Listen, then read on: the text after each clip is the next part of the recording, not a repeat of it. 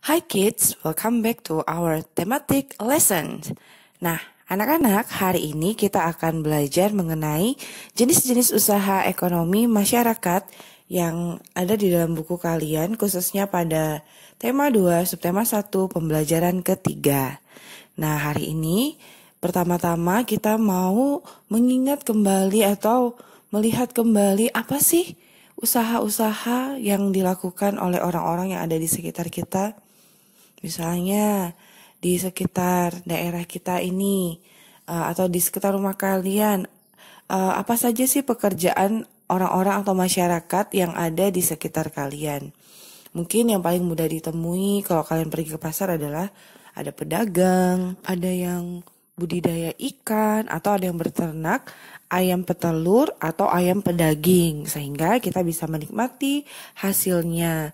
Ada juga loh yang mungkin membudayakan ikan itu di dalam kolam di rumahnya masing-masing, kemudian bisa menjualnya ke pasar. Atau ada juga yang bertani atau berkebun sehingga bisa menghasilkan padi ataupun sayur-sayuran yang nantinya akan dimanfaatkan oleh masyarakat. Kondisi geografis Indonesia sungguh beragam. Ada wilayah daratan dan perairan.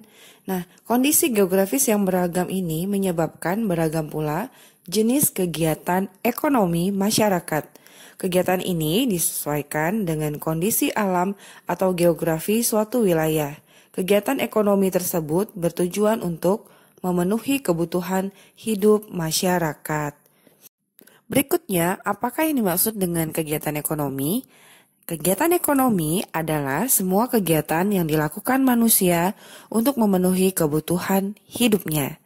Jika dicermati, kegiatan ekonomi dilakukan dengan memanfaatkan sumber daya alam atau SDA.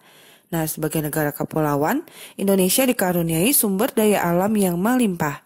Karunia ini sudah sepantasnya kita syukuri dengan memanfaatkannya secara bijak, dan pemanfaatan sumber daya alam tersebut dapat dilihat pada berbagai bidang usaha berikut ini.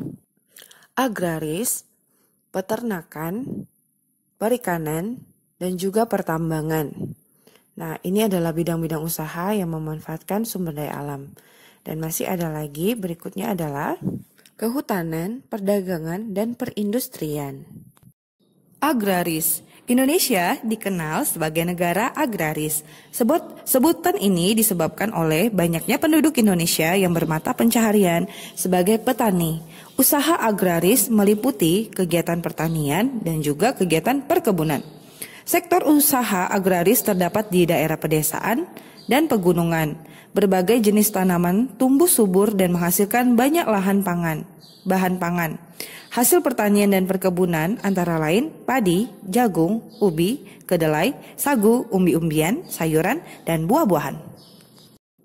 Perkebunan adalah kegiatan penanaman lahan dengan tanaman keras dengan umur lebih dari 6 bulan. Tanaman perkebunan mencakup tanaman musiman dan tanaman tahunan. Tanaman musiman berumur pendek, misalnya tanaman tebu, tembakau, dan rosella.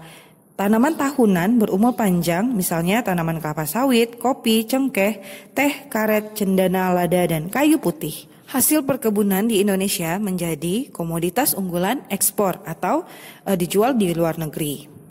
Nah, bagaimana cara meningkatkan hasil produksi sektor agraris? Tentunya ada berbagai cara. 1. Kita dapat menggunakan cara intensifikasi. Yang kedua, ekstensifikasi, diversifikasi, rehabilitasi, dan mekanisasi.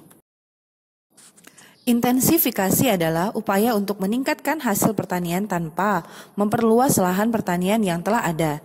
Caranya dapat dilakukan dengan penggunaan pupuk, bibit unggul, pengairan, pemeliharaan, dan penyuluhan. Ekstensifikasi adalah usaha meningkatkan hasil pertanian dengan memperluas lahan pertanian. Jadi yang ditambah adalah lahan pertaniannya sehingga hasilnya akan meningkat. Berikutnya adalah diversifikasi. Diversifikasi adalah usaha meningkatkan hasil pertanian dengan cara memperbanyak jenis tanaman pada suatu lahan pertanian. Diversifikasi tanaman dilakukan agar pertanian tidak hanya menghasilkan satu jenis tanaman. Contoh diversifikasi pertanian adalah sistem tumpang sari, yaitu menanam beberapa jenis tanaman secara bersamaan pada lahan yang sama. Misalnya menanam secara bersamaan ubi kayu, kedelai, dan jagung. Kemudian diversifikasi dapat dilakukan di antara dua musim tanam. Kemudian berikut ini adalah contoh dari tumpang sari, jagung, dan juga tanaman cabai. Berikutnya adalah rehabilitasi pertanian.